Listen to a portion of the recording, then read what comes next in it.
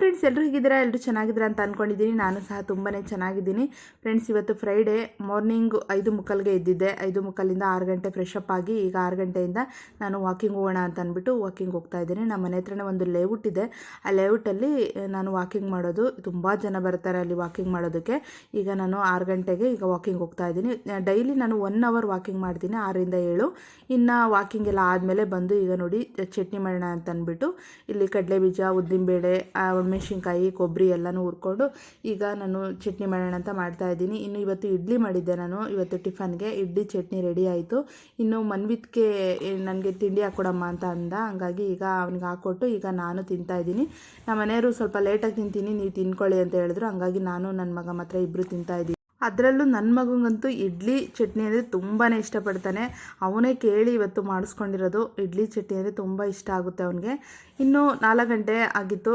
ಸ್ನ್ಯಾಕ್ಸಿಗೆ ಏನಾದರೂ ಮಾಡಿಕೊಡಮ್ಮ ಅಂತ ಮನ್ವಿತ್ ಕೇಳಿದೆ. ಹಂಗಾಗಿ ಈಗ ಕಡಲೆಕಾಯಿನ ಹುರಿತಾ ಇದ್ದೀನಿ. ನಮ್ಮ ಮನೇಲಿ ಸ್ನ್ಯಾಕ್ಸಿಗೆ ಅಂತಂದರೆ ನಾವು ಎಲ್ದಿನೇ ಜಾಸ್ತಿ ನಾವು ಇದು ಮಾಡೋದು. ಯಾವುದು ಬೇಕ್ರಿದು ಅದು ಇದು ತೊಗೊಂಬಂದು ನಾವು ಮಕ್ಕಳಿಗೆ ಕೊಡೋದಿಲ್ಲ ಜಾಸ್ತಿ, ಎಂದೋ ಒಂದಿನ ಅಷ್ಟೇ. ಬಟ್ ಮನೆಯಲ್ಲಿರೋದನ್ನೇ ನಾನು ಸ್ನ್ಯಾಕ್ಸ್ ಏನಾದರೂ ಮಕ್ಕಳಿಗೆ ಮಾಡಿಕೊಡ್ತಾ ಇರ್ತೀನಿ. ಇನ್ನು ಕಡಲೆಕಾಯಿ ಹುರಿದ್ಬಿಟ್ಟು ಇನ್ನು ಅದು ಗರಿ ಗರಿ ಆಗಲಿ ಅಂತ ಅಂದ್ಬಿಟ್ಟು ನೆಲಕ್ಕೆ ಹಾಕಿ ಹರಡಿದ್ದೀನಿ. ಆಮೇಲೆ ಮನ್ವಿತ್ತು ತಿಂದ್ಕೊಂಡ. ಇನ್ನು ಬೃಂದ ಇಲ್ವಲ್ಲ, ಹಂಗಾಗಿ ಮನ್ವಿತ್ಗೆ ತುಂಬಾ ಬೇಜಾರು ಪಾಪ ಮನೆ ಹತ್ರ. ಹಂಗಾಗಿ ಅವನು ಅದು ಇದು ಮಾಡಿಕೊಡಮ್ಮ ಅಂತ ಕೇಳ್ತಾ ಇರ್ತಾನೆ. ಇನ್ನು ಪಾಪ ಅವನಿಗೆ ಬೇಜಾರಾಗುತ್ತಲ್ಲ ಅಂತ ಅಂದ್ಬಿಟ್ಟು ನಾನು ಏನಾದರೂ ಒಂದು ಮಾಡ್ತಾ ಇರ್ತೀನಿ. ಇನ್ನು ಚುರುಮುರಿನೂ ಮಾಡಿದ್ದೆ. ಅವನಿಗೆ ಚುರುಮುರಿ ಅಂದರೆ ತುಂಬಾ ಇಷ್ಟಪಡ್ತಾನೆ. ಅದನ್ನು ಮಾಡಿಕೊಟ್ಟೆ, ತಿಂದ್ಬಿಟ್ಟು ಹೊರಗಡೆ ಆಟ ಆಡ್ತೀನಿ ಅಂತ ಅಂದ್ಬಿಟ್ಟು ಅವ್ನು ಹೋದ. ಆಮೇಲೆ ನಾನು ಕಸ ಹೊಡಿಯೋಣ ಅಂತ ಅಂದ್ಬಿಟ್ಟು ಇಲ್ಲಿ ಕಸ ಹೊಡಿತಾ ಇದ್ದೀನಿ. ಮನೇಲಿ ಹೆಂಗೆ ಅಂತಂದರೆ ಬೆಳಿಗ್ಗೆ ಒಂದ್ಸಲ ಅಲೆ ಕಸ ಹೊಡೆದು ಅಲೆ ನೆಲ ಒರೆಸಿರ್ತೀನಿ. ಮತ್ತೆ ನೋಡಿ ಸಾಯಂಕಾಲ ಆಗ್ತಾ ಇದೆಲ್ಲ ಹಿಂಗೆ ಏನಾದರೂ ಕಡಲೆಕಾಯಿ ಸಿಪ್ಪೆ ಅವು ಇವು ಏನಾದರೂ ನನ್ನ ಮಗ ಅಲ್ಲಿಲ್ಲೂ ತಿನ್ಕೊಂಡು ಓಡಾಡ್ತಿರ್ತಾನೆ, ಅಲ್ಲೇ ಎಸಿತಾನೆ.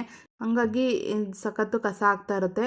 ಇನ್ನೇನು ಮಾಡೋಕ್ಕಾಗಲ್ಲ, ಚಿಕ್ಕ ಮಕ್ಕಳಿರೋ ಮನೇಲಿ ಇದೆಲ್ಲ ಸಹಜ.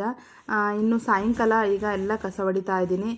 ಹೊಡೆದ್ಬಿಟ್ಟು ನೆಲ ಒರೆಸ್ಬೇಕು. ನೆಲ ಒರೆಸಿಲ್ಲ ಅಂತಂದರೆ ಮನೆ ನೋಡೋಕ್ಕಾಗಲ್ಲ. ಹಂಗಾಗಿ ಇನ್ನು ನನ್ನ ಮಗ ನೋಡಿ ಅಲ್ಲಿ ನಿಂತ್ಕೊಂಡಿದ್ದಾನೆ. ಈಗ ನಿಂತ್ಕೊಂಡು ಆಚೆ ಹೋಗೋನು ಬರೋನು. ಅಲ್ಲಿ ನಮ್ಮ ಮನೆ ಹತ್ರ ತುಂಬ ಹಸುಗಳು, ಕುರಿಗಳು, ಮೇಕೆಗಳೆಲ್ಲ ಬರ್ತಾ ಇರ್ತವೆ. ಅವನ್ನ ನೋಡ್ತಾ ಇರ್ತಾನೆ. ಮತ್ತು ಅವ್ರ ಜೊತೆ ಮಾತಾಡೋದು, ಆಟ ಆಡೋದು ಎಲ್ಲ ಮಾಡ್ತಾನೆ. ಯಾಕಂದರೆ ನಮ್ಮ ಮನೆ ಹತ್ರ ಅಷ್ಟೊಂದಾಗಿ ಇನ್ನೂ ಮನೆಗಳು ಆಗಿಲ್ಲ, ಇನ್ನು ಹೊಸ ಲೇಔಟು. ಹಂಗಾಗಿ ಸ್ಕೂಲ್ಗಳು ಸ್ಟಾರ್ಟ್ ಆದರೆ ಅಷ್ಟೊಂದೇನು ಅವನಿಗೆ ಬೇಜಾರು ಅನಿಸೋದಿಲ್ಲ. ಈಗ ರಜೆ ಕೊಟ್ಟವರಲ್ಲ, ಹಂಗಾಗಿ ಅವನಿಗೆ ಬೇಜಾರಾಗ್ತಾ ಇರುತ್ತೆ. ಇನ್ನು ನೆಲ ಒರೆಸೋಣ ಅಂತ ಅಂದ್ಬಿಟ್ಟು ನೆಲ ಒರೆಸ್ತಾ ಇದ್ದೀನಿ. ಇನ್ನು ನೋಡಿ ಸಂದಿಗೊಂದು ಎಲ್ಲ ನೀಟಾಗಿ ನೆಲ ಒರೆಸ್ಕೋಬೇಕು. ಆವಾಗಲೇ ನೆಲ ಒರೆಸಿದ್ದು ಸಮಾಧಾನ ಆಗೋದು ನನಗೆ. ಆದರೆ ಮಕ್ಕಳಿಗೆ ಹೇಳಿದ್ರೆ ಹಂಗೆ ಮಾಡಲ್ಲ. ಸಂದಿಗೊಂದು ಎಷ್ಟೊಂದಾಗಿ ಹೊಡಿಯೋದಕ್ಕೆ ಹೋಗೋದಿಲ್ಲ, ಕಸನೇ ಆಗಲಿ ನೆಲನೇ ಒರೆಸ್ಕೊಳ್ಳೋದಕ್ಕೆ ಹೋಗೋದಿಲ್ಲ. ನಾವು ಹೊಡೆದಿದ್ದ ದಿವಸ ಎಷ್ಟು ಕಸ ಬಂದಿರುತ್ತೆ ಅಂದರೆ ಅಷ್ಟು ಕಸ ಬಂದಿರುತ್ತೆ. ಏನು ಮಾಡೋಕ್ಕಾಗಲ್ಲ, ನಾವು ಬ್ಯುಸಿಯಾಗಿರ್ತೀವಿ, ಅವರು ಒಂಥರ ಟೆನ್ಷನಾಗಿರ್ತಾರೆ. ಅಡ್ಜಸ್ಟ್ ಮಾಡ್ಕೊಂಡು ಹೋಗಬೇಕು ಅಂತ ಅಂದ್ಬಿಟ್ಟು ಸುಮ್ಮನಾಗೋದು. ನಮ್ಮ ಮನೆಗಳಿಗೆ ಅಂತಲ್ಲ, ಎಲ್ಲರ ಮನೆಗೂ ಇದೇ ಥರನೇ ಇರುತ್ತೆ ಮೋಸ್ಟ್ಲಿ ಅಂದ್ಕೊಂಡಿದ್ದೀನಿ. ಮಕ್ಕಳಾಟದ ಥರ ಎಲ್ಲ ಕೆಲಸನೂ ಮಾಡ್ತಾ ಇರ್ತಾರೆ. ಆದರೆ ನಾವು ದೊಡ್ಡವರಾಗಿ ನೀಟಾಗಿ ಕೆಲಸ ಮಾಡಿದಾಗಲೇ ನಮಗೊಂಥರ ಸಮಾಧಾನ ಅನಿಸೋದು. ಮನೆ ಅವತ್ತು ನೋಡೋದಕ್ಕೆ ಎಷ್ಟು ಚೆನ್ನಾಗಿ ಕಾಣ್ತಾ ಇರುತ್ತೆ ಅಂದರೆ ಅಷ್ಟು ಚೆನ್ನಾಗಿ ಕಾಣ್ತಾ ಇರುತ್ತೆ. ಒಂದು ಮೂಲೆಯಲ್ಲಿ ಒಂಚೂರು ಕಸನೇ ಆಗಲಿ ಧೂಳೆ ಆಗಲಿ ಇರೋದಿಲ್ಲ. ಆಮೇಲೆ ಮನೆ ಸ್ವಚ್ಛವಾಗಿದ್ದರೆ ಒಂಥರ ಮನಸ್ಸೂ ಅಷ್ಟೇ ಒಂಥರ ಫ್ರೆಶ್ ಆಗಿರುತ್ತೆ. ಯಾವುದೇ ರೀತಿಯದ್ದು ಗೊಂದಲ ಇರೋದಿಲ್ಲ. ಆರಾಮಾಗಿ ಏನೋ ಒಂಥರ ಮನೆ ಪ್ರಶಾಂತವಾಗಿದೆ ಅನ್ನೋ ಥರ ಮನಸ್ಸಿಗೆ ಫೀಲ್ ಆಗ್ತಾ ಇರುತ್ತೆ. ನನಗಂತೂ ಆ ಥರ ಅನಿಸ್ತಾ ಇರುತ್ತೆ ಫ್ರೆಂಡ್ಸ್. ಇನ್ನು ನಮ್ಮ ಮನೆಯಲ್ಲಿ ಸೋಫಾ ಇಲ್ಲದಾಗ ನೆಲನ ಚೆನ್ನಾಗಿ ಒರೆಸ್ಕೋಬೋದಾಯಿತು. ಆದರೆ ಸೋಫಾ ತಂದಮೇಲೆ ನೋಡಿ ಈ ಥರ ಬಗ್ಗಿ ಒರೆಸ್ಕೋಬೇಕು. ಇದು ಬಗ್ಗಕ್ಕೂ ಒಂಥರ ಎಕ್ಸಸೈಸ್ ಆಗ್ದಂಗೆ ಆಗ್ತಾ ಇರುತ್ತೆ, ಚೆನ್ನಾಗಿರುತ್ತೆ ಒಂಥರ. ನನಗಿದು ತುಂಬಾ ಇಷ್ಟ. ಎಲ್ಲ ಸಂದಿಗೊಂದಿ ಒರೆಸ್ಕೋಬೇಕಾದ್ರೆ ಬಗ್ಗಿ ಎದ್ದೇಳೋದು. ಆದರೆ ಒಬ್ಬೊಬ್ರಿಗೆ ಯಾರು ಬಗ್ತಾರಪ್ಪ ಅನ್ನೋ ಥರ ಲೇಜಿ ಮಾಡ್ತಾ ಇರ್ತಾರೆ. ಇನ್ನು ಇದೇನು ತೋರಿಸ್ತಾ ಇದ್ದೀನಿ ಅಂದರೆ ನನಗೆ ಹಿಂಡಿ ಒಡೆದ್ಬಿಟ್ಟಿದೆ. ಹಂಗಾಗಿ ನಾನು ಇಲ್ಲಿ ಒಂದು ಮನೆ ಮದ್ದನ್ನು ಮಾಡ್ತಾಯಿದ್ದೀನಿ. ನನಗೆ ಯಾವಾಗಲೇ ಹಿಂಡಿ ಹೊಡೆದ್ರೂ ನಾನು ಇದೇ ಥರನೇ ಮಾಡೋದು. ನಿಮಗೂ ಹೆಲ್ಪ್ ಆಗುತ್ತೆ ಅನ್ನೋ ಒಂದು ಉದ್ದೇಶದಿಂದ ನಾನು ಈ ವಿಡಿಯೋನ ಮಾಡ್ತಾಯಿದ್ದೀನಿ. ನೋಡಿ ನನಗೆ ಹೆಂಗೆ ಹಿಂಡಿ ಹೊಡೆದಿದೆ, ನನಗೆ ಕಾಲು ಊರೋಕ್ಕಾಗಲ್ಲ, ಅಷ್ಟು ಪೇಯ್ನ್ ಆಗ್ತಾಯಿತ್ತು. ನೋಡಿ ಈ ಥರ. ಅಂದರೆ ನಾನಿವಾಗ ಹಾಸ್ಪಿಟ್ಲಿಗೆ ಏನಾದರೂ ಹೋಗಿ ಏನಾದರೂ ತೋರ್ಸೋಕ್ಕೆ ಹೋದರೆ ಅವರು ಟ್ಯಾಬ್ಲೆಟ್ಗಳು ಕೊಡ್ತಾರೆ. ಆ ಟ್ಯಾಬ್ಲೆಟ್ ಕೊಟ್ಟು ಬರೀ ಟ್ಯಾಬ್ಲೆಟ್ಗಳನ್ನೇ ಈ ಸಣ್ಣ ಪುಟ್ಟವಕ್ಕೆಲ್ಲ ನುಂಗ್ಕೊಂಡು ಬಂದರೆ ಅದೊಂಥರ ಬೇರೆ ಥರ ಆಗಿಬಿಡುತ್ತೆ. ಹಂಗಾಗಿ ನಾನು ಯಾವುದೇ ಒಂದು ಸಣ್ಣ ಪುಟ್ಟ ಈ ಥರ ಆದರೆ ನಾನೇ ಮನೆ ಮದ್ದನ್ನು ಮಾಡಿಬಿಟ್ಟು ಮನೆಯಲ್ಲಿ ಮಾಡ್ಕೊತೀನಿ. ಏನೋ ಹೋಗಲೇಬೇಕಪ್ಪ ಅನ್ನೋ ಒಂದು ಸಿಚುವೇಶನ್ ಬಂದಾಗ ಮಾತ್ರ ನಾನು ಹಾಸ್ಪಿಟ್ಲಿಗೆ ಹೋಗೋದು.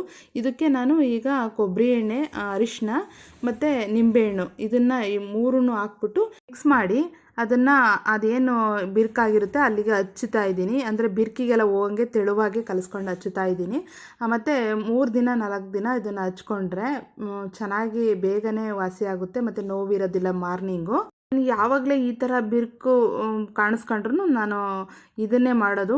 ಮಾರನೇ ದಿನ ಆಲೆ ಆಲ್ರೆಡಿ ಒಂಥರ ಅಲ್ಲಿ ಪೇಯ್ನೇ ಆಗ್ತಾ ಇರೋದಿಲ್ಲ, ಆಲೆ ವಾಸಿ ಆಗ್ತಾ ಇರುತ್ತೆ. ನಾನು ಈ ಥರ ಮಾಡ್ತೀನಿ. ಮಿಕ್ಕಿತ್ತಲ್ಲ ಅದನ್ನು ನಾನು ಫ್ರಿಡ್ಜಲ್ಲಿ ಹಂಗೆ ಸ್ಟೋರ್ ಮಾಡಿ ಇಟ್ಕೊಂಡಿರ್ತೀನಿ. ಅದನ್ನು ನೈಟ್ ಮತ್ತೆ ಹಚ್ಕೊಳ್ತಾ ಇರ್ತೀನಿ. ಮತ್ತು ಹೇರ್ಗೆ ಕಲರ್ ಹಚ್ಚೋಣ ಅಂತ ಅಂದ್ಬಿಟ್ಟು ಕಲರ್ನ ಕಲಸಿಟ್ಟಿದ್ದೆ, ಮತ್ತು ತಲೆಗೆಲ್ಲ ಹಚ್ಕೊಂಡೆ. ನಾನು ನಿಶಾ ಹಾಕ್ತೀನಿ ಕಲರ್. ಉತ್ತುತ್ತೆ ಹಣ್ಣು ತೊಗೊಂಬಂದಿರು ನಮ್ಮ ಮನೇಲಿ, ಫ್ರೆಶ್ ಆಗಿತ್ತು, ತುಂಬಾ ಥರ ಟೇಸ್ಟ್ ಆಗಿತ್ತು. ಇನ್ನು ಪಡ್ಡು ಮಾಡಿಕೊಡು ಅಂತಂದ ಮನ್ವಿತ್ತು, ನೈಟ್ಗೆ ಪಡ್ಡು ಮಾಡ್ತಾ ಇದ್ದೀನಿ. ನಮ್ಮ ಚಾನಲ್ನ ಇನ್ನೂ ಯಾರೇ ಸಬ್ಸ್ಕ್ರೈಬ್ ಮಾಡ್ಕೊಂಡಿಲ್ಲ ದಯವಿಟ್ಟು ಚಾನಲ್ ಸಬ್ಸ್ಕ್ರೈಬ್ ಮಾಡ್ಕೊಳ್ಳಿ. ಹಾಗೆ ವಿಡಿಯೋ ಇಷ್ಟ ಆದರೆ ಪ್ಲೀಸ್ ಒಂದು ಲೈಕ್ ಕೊಡಿ. ಹಾಗೆ ನಿಮ್ಮ ಫ್ರೆಂಡ್ಸ್ ಆ್ಯಂಡ್ ಫ್ಯಾಮಿಲಿಗೆ ಶೇರ್ ಮಾಡಿ ಅಂತ ಕೇಳ್ಕೊಳ್ತೀನಿ. ಮುಂದಿನ ವ್ಲಾಗಲ್ಲಿ ಒಂದು ಒಳ್ಳೆ ವಿಡಿಯೋ ಜೊತೆ ನಿಮ್ಮನ್ನು ಮೀಟ್ ಆಗ್ತೀನಿ. ಅಲ್ಲಿವರೆಗೂ ಬಾಯ್ ಬಾಯ್.